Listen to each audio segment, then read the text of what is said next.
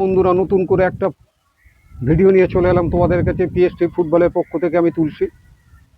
গতকাল আমি যে ভিডিও তোমাদের কাছে তুলে দিয়েছিলাম, যে দলবদলের ইস্টবেঙ্গল অস্কার ব্রুজনের যে শর্ট লিস্টেড করা ভারতীয় ফুটবল কাকে নিযুক্ত করা যেতে পারে, কোন প্লেয়ারকে নিয়ে টিমের গভীরতা বাড়ানো যাবে, এই নিয়ে ইস্টবেঙ্গল টোটাল কর্মকর্তা ম্যানেজমেন্ট ঝাঁপিয়ে পড়েছিল।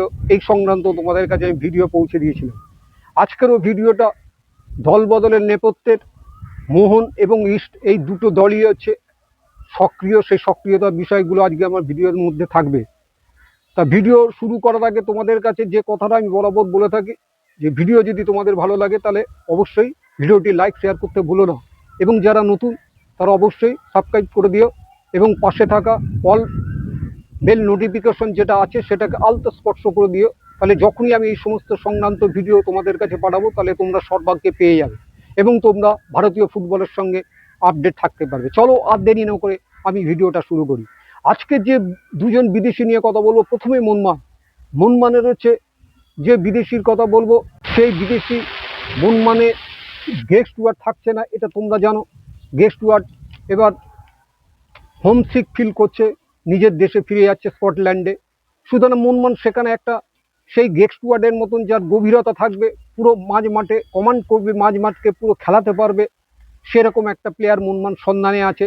আজকের ট্রান্সফার মার্কেটে যে খবরটা, সেই খবরটাই তোমাদের কাছে রাখবো। সেই প্লেয়ারটা নাম হচ্ছে জোনাতন ভিয়েরা। সেই প্লেয়ারটার নাম হচ্ছে জোনাতন ভিয়েরা। তার কারেন্ট ক্লাব হচ্ছে জোহার ডিটিএফসি। বর্তমান তার মার্কেট ভ্যালু হচ্ছে 5.6 কোটি টাকা। সেইটা মনমান হচ্ছে একটা যোগাযোগ, একটা খবর আমাদের কাছে আছে, সেইটা তোমাদের কাছে তুলে ধরলাম।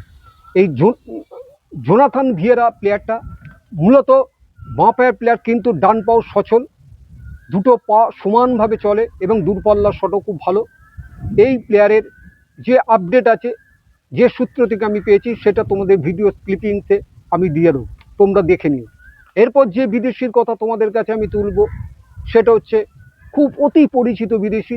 ইস্টবেঙ্গল খুব স্ট্রং যোগাযোগের খবর বেরিয়ে আসছে, এবং ইস্টবেঙ্গল সেই স্ট্রং যোগাযোগের পার্সেন্টেজ যদি তোমরা বলো, বর্তমানে প্রবাবিলিটি যদি বলো, সেটা হচ্ছে 66 থেকে 67%। এবং সেই প্লেয়ারটা তোমরা সকলেই চেনো। গত আইএসএলে দুর্ধর্ষ মাঝমাঠ কাঁপিয়ে বেরিয়েছে, একটা টিমকে মেরুদণ্ড, যে হাফ, যে নিজের কাঁধে বয়ে নিয়ে বেড়াতে পারে, যা প্রতিটি খেলায় সে সাক্ষ্য রেখেছে, সেরকম একটা প্লেয়ার। তার নাম হচ্ছে কনর শিল্ড বলে যে প্লেয়ারটা, সেই প্লেয়ারটাকে ইস্টবেঙ্গল নামার জন্য কথাবার্তা চালিয়েছে, এবং আজও পর্যন্ত যে খবর, যে 67% পসিবিলিটি দেখা দিয়েছে, এবং বর্তমান তার মার্কেট ভ্যালু হচ্ছে 4 কোটি টাকা। চেন্নাই এফসিতে খেলছে। সেই প্লেয়ারকে ইস্টবেঙ্গল নামার জন্য ঝাঁপিয়ে পড়েছে। এছাড়া যে প্লেয়ারের কথা বলবো, যে ইস্টবেঙ্গলে হায়দ্রাবাদ এফসিকে ঘর ভাঙতে চাইছে, ঘর ভাঙার প্রথম ইঙ্গিত আমরা পেয়েছি, যে ইস্টবেঙ্গল যখন স্কাউটিং করার জন্য যে থংবই সিংটোকে যখন নিযুক্ত করেছে, তখনই আমরা জানতাম হায়দ্রাবাদ এফসিকে টার্গেট করবে। কারণ তার নিজের হাতে তালুর বন্দির মতন সমস্ত টিমটাকে চেনা জানা, কোথায় গিয়ে আঘাত করলে কোন প্লেয়ারটাকে কি বললে নিয়ে আসা যায়, তাকে কাজে লাগিয়েছে ইস্টবেঙ্গল কর্মকর্তারা। সেই ক্ষেত্রে আব্দুল রাবে একে বলে একজন সাইড ব্যাক, এবং হাফেও খেলতে পারে, এরকম একটা প্লেয়ার যার মার্কেট ভ্যালু হচ্ছে 1.2 কোটি টাকা, সেই প্লেয়ারকে যোগাযোগ করছে। এবং এর সাথে তোমাদের বলে দিতে পারি যে কামিংস কিন্তু মনমানের এবার যে ফুটবলটা উপহার দিয়েছে, মনমানের ম্যানেজমেন্ট তাকে ধরে রাখবার জন্য সচেষ্ট, সে সবাই জানো। কিন্তু কামিংসে একটু দৌড় টানার মধ্যে আছে। কামিংসও এবার ঘর ছাড়তে চাইছে, এরকম একটা খবর, যেটা সম্ভাবনা খুবই কম, কিন্তু একটা সম্ভাবনা দেখা দিয়েছে। এখন এই আজকের হচ্ছে লেটেস্ট তোমাদের কাছে দল বদলের খবর, দুটো হট কেকের মতন আমার কাছে ছিল, আমি তোমাদের কাছে তুলে দিলাম। এবং এটা হচ্ছে মূলত দুই বিদেশি, মনমান একদিকে, এক বিদেশিকে মাঝমাঠ, এবং ইস্টবেঙ্গল মাঝমাঠকে শক্তিশালী করার জন্য যে দুটো বিদেশিকে পছন্দ করেছে, সেই পছন্দের তাদের সম্ভাবনা, তাদের পসিবিলিটি কোন জায়গায় দাঁড়িয়ে আছে, সেটা তোমাদের কাছে লাগলো। এই ছিল আজকের ভিডিওর বিষয়বস্তু। এই ভিডিওর বিষয়বস্তু তোমাদের যদি ভালো লেগে থাকে, তাহলে তোমরা অবশ্যই লাইক শেয়ার করতে ভুলো না।